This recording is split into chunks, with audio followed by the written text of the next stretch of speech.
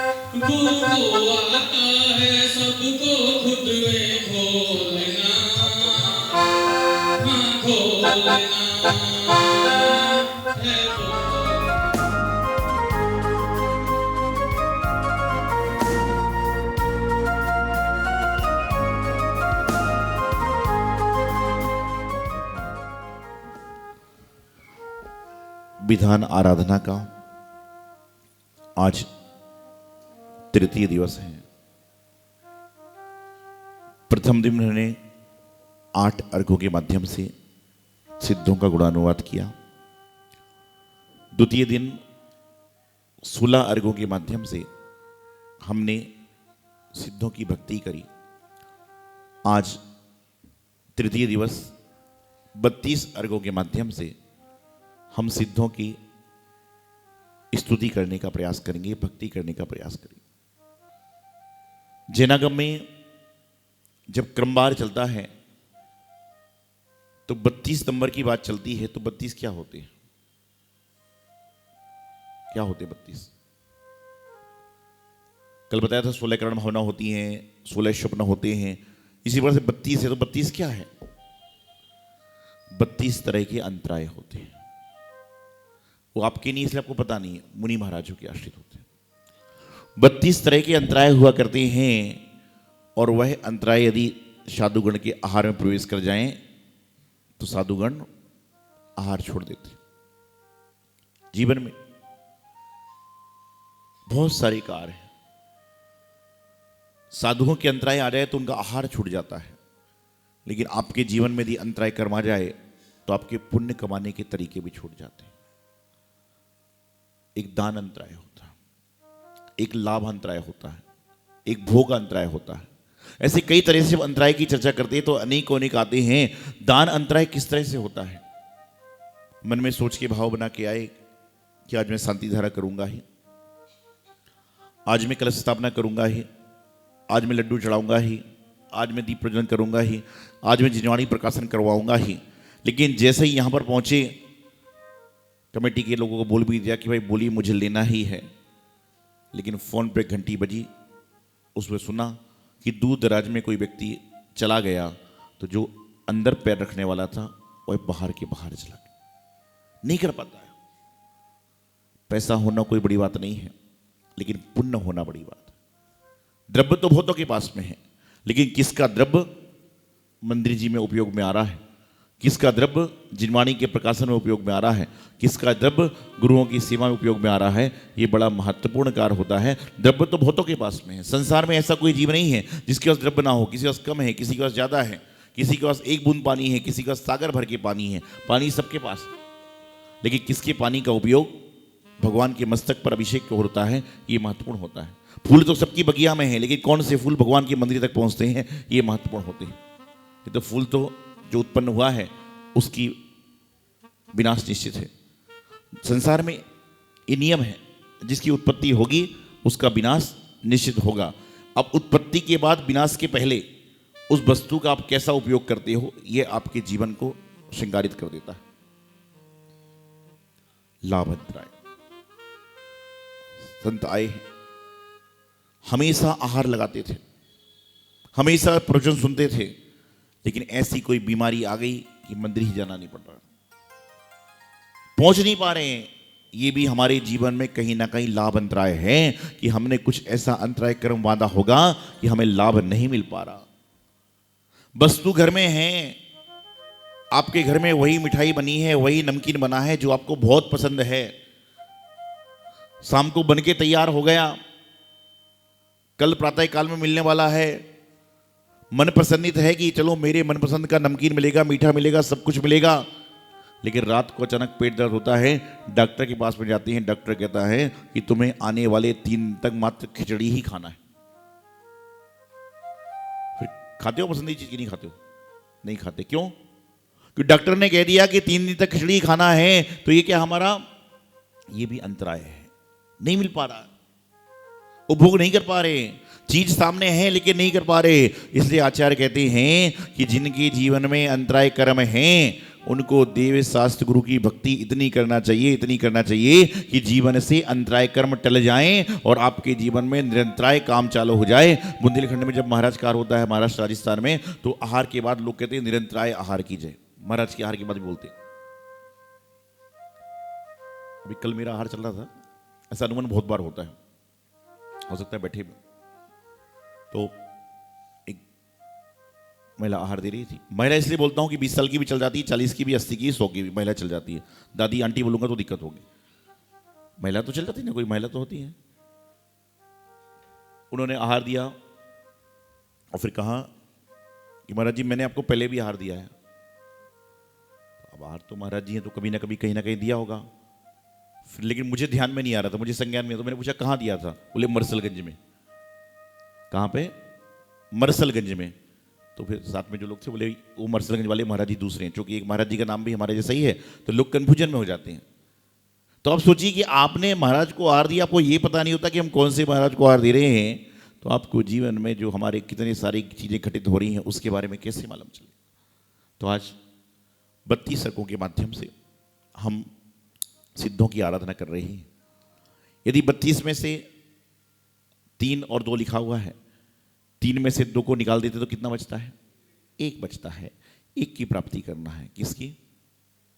किसकी? आप लोग इसलिए बोलते नहीं कि उसको प्राप्ति करना नहीं हो तो हमें करना है। 1 की प्राप्ति करना है, अर्थात मोक्ष की प्राप्ति करना चाहते हैं, सभी सिद्ध बनना चाहते हैं। लेकिन सिद्ध कब बनोगे मालूम नहीं, लेकिन यदि अच्छे कार्य करोगे तो सिद्धों की भक्ति करने के अधिकारी जरूर बन जाओगे, और कभी ना कभी, आज नहीं तो कल, कल नहीं तो परसों, मुक्ति को प्राप्त कर लोगे। और यदि 3 में 2 को जोड़ देते हैं तो कितना होता है? 5। तो 5 से हमें बचना है और 5 को अंगीकार भी करना है, 5 को छोड़ना भी है और 5 को ग्रहण भी करना है। पहले तो 5 पापों को छोड़ोगे तो आप महान बन पाओगे, और पंच परमेष्ठी को ध्याओगे, पंच परमेष्ठी का गुणानुवाद करोगे तो आपका जीवन जो है वह बहुत अच्छा बन जाएगा।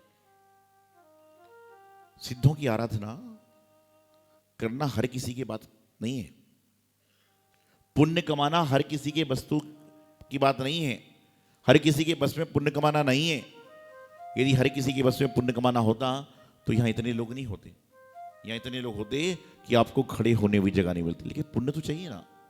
सिद्धों की आराधना करना, शिक्षक विधान करने की आराधना करना, कई बार सोचे सोचे काम नहीं होता है, और कई बार बिना सोचे भी अपने आप काम हो जाता है। ये सोचते नहीं है वो काम हो जाया करता। ये आपका पुण्य है, संयोग है, योग है। पंडित जी बता रहे थे उस दिन कि विधान की आराधना तो बहुत करते हो, लेकिन जब दिगंबर संत सामने हो उस समय करने वाली आराधना आपकी दुगुणित दुगुणित हो जाया करती है कि वैसे सामान्य विधान करना और संघ के सामने। और यहाँ तो पूरा चतुर्विध संघ है, मुनि भी हैं, आरिका भी हैं, छुल्लक भी हैं और छुल्लिका भी हैं। क्या है ये? क्या है? 4 प्रकार का क्या है बताओ ना? 4 प्रकार का क्या है? संघ है कि संघ है? घा है कि गाय? घा, क्योंकि ये जो है ना, ये 4 प्रकार का संघ है। घा वाला का संघ है, और जो आपके घर में 4 लोग हैं वो आपका संघ है। पति पत्नी बच्चों का संघ है ना। शादी कार्ड आता ना, उसमें लिखा रहता है। एक मैंने कहीं शादी कार्ड देख रहा था, उसमें लिखा था बच्चे के नाम क्या क्या लिखा रहता है? ची कैसे को लिखा? क्या लिखा है? बिंदी लगी रहती है, और जब शादी होती है तो ची हट जाता है। हट जाता है? क्यों हटता पता आपको? कि शादी के पहले निश्चिंत था और शादी के बाद चिंतित रहने वाला है, इसलिए लिखा रहता है ची, और बाद में हट जाता है कि अब उसके दिन भर चिंता, बच्चे की दिक्कत, पत्नी की दिक्कत, परिवार की दिक्कत, व्यापार की दिक्कत, तो क्या होता है? देखिए, अब कार्ड देखिए शादी का। कभी आपको अपनी जीवन के कुछ चीजों को देखना है तो शादी की जो वीडियो होती है ना, उसको रिवर्स करके देखो, आपको मालूम चलेगा। जब शादी की रिवर्स करके देखोगे तो पहले मुस्कुराते नहीं आदमी, जैसे ही बरमाला होती सारे के सारे मुस्कुराते हैं कि हमारे जैसा एक आदमी और चक्कर में फंस गया। ऐसा काम चालू हो जाया करता है। जीवन में यही हो रहा है, जीवन में यही चल रहा है। एक बार ऐसा ही हुआ, कई बार बात बताता हूं मैं। एक पहले जैसे शादी ब्याह होते हैं तो पहले इंट्रो होता है, जानकारी होती है, पूछा जाता है कि भाई लड़की को क्या आता है, लड़का क्या करता है। ऐसा होता है कि नहीं होता? आप लोग अपनी अपनी याद करो शादियों की, ऐसा हुआ होगा, हो सकता है हुआ था कि नहीं? वो बोल रहे महाराज जी याद क्यों दिलाते हो? तो बता रहा हूं कि ऐसे ही हुआ। एक लड़का लड़की को देखने गया, पूछा आपको भोजन बनाना आता है? ये पहले की बात, अभी की बात नहीं है, पुरानी बात बता रहा हूं। हाँ, बोले आता है। बोले गीत गाना आता है? बोले आता है। बहुत सारी बातें उससे पूछी, सब कुछ आता है। लड़का बोला, बोले लड़की योग्य है और मैं शादी करूंगा। लेकिन लड़की बोले एक प्रश्न मैं भी तो पूछ लूं। बोले मुझे भोजन बनाना आता है, मुझे नाचना भी आता है, मुझे गाना भी आता है, मुझे सिलाई कढ़ाई सब कुछ आती है, लेकिन एक बात तो बताओ कि क्या तुमको ढोलक बजाना आता है? लड़की ने लड़के से पूछा कि तुमको ढोलक बजाना आता है? अरे बोले शादी में ढोलक से क्या संबंध है? लड़की बोली ये बताओ ढोलक बजाना आता है, कैसे बजाना आता है? बोले नहीं। तो बोले मैं तुमसे शादी नहीं करूंगी। बोले क्यों? अरे बोले जब मैं नाचूंगी गाऊंगी तो ढोलक कौन बजाएगा? ढोलक बजाने वाला तो चाहिए कि जब ढोलक बजेगी जब तो मैं नाच गा पाऊंगी। भाई जब पत्नी सब कुछ करेगी तो पति को भी तो कुछ करना पड़ेगा ना, जब तो ढोल पीटना पड़ेगा, जब तो काम होगा। जीवन में बहुत सारी चीजें जिनको हम समझ लेंगे जीवन अच्छा हो जाएगा, नहीं समझेंगे जीवन खराब हो जाएगा। तो अंतराय की बात बता रहा था कि दान अंतराय होता है कि द्रव्य पास में है लेकिन भाव नहीं होते। भाव होती तो द्रव्य नहीं है, और द्रव्य और भाव दोनों हैं तो पुण्य कर्म उदय में नहीं आता। जब कभी 100 धर्मेंद्र बनने का अवसर मिलता है, उस समय थोड़े से द्रव्य के लिए 100 धर्मेंद्र के पद से चुक जाते हैं, कुबेर यज्ञ के पद से चुक जाते हैं। द्रव्य फिर आ जाएगा लेकिन वह अवसर बार बार नहीं आता, क्योंकि द्रव्य तो आज नहीं कल आ जाएगा, लेकिन अवसर आए तो भाव बने, और भाव बने तो शुद्ध बीमारी आदि ना हो। ये भी बहुत बड़ी बात है।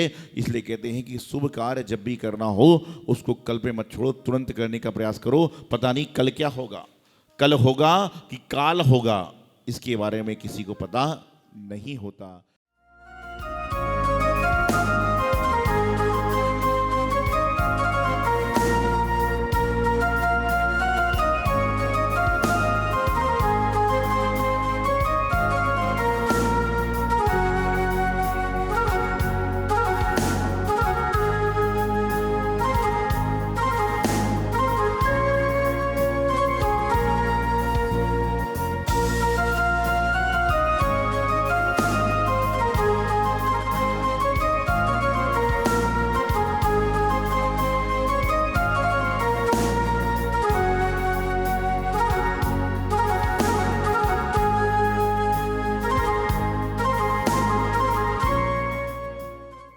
इस कार्यक्रम के प्रसारण सहयोगी थे श्री दिगंबर जैन बड़ा मंदिर, B73B, सेक्टर 27, नोएडा, उत्तर प्रदेश। संरक्षक श्री महावीर जैन, संरक्षक डॉक्टर SP जैन, संरक्षक श्री राकेश जैन, अध्यक्ष श्री पवन कुमार जैन, उपाध्यक्ष श्री निर्मल कुमार जैन, सचिव श्री अजय जैन, कोषाध्यक्ष श्री सुभाष चंद्र जैन, महासचिव श्री चंद्र प्रकाश जैन, प्रबंधक श्री सुबोध कुमार जैन, सदस्य श्री संदीप जैन, सदस्य श्री प्रमोद जैन, सदस्य श्री दिनेश जैन, सदस्य श्री राजीव जैन, सदस्य श्री MP जैन।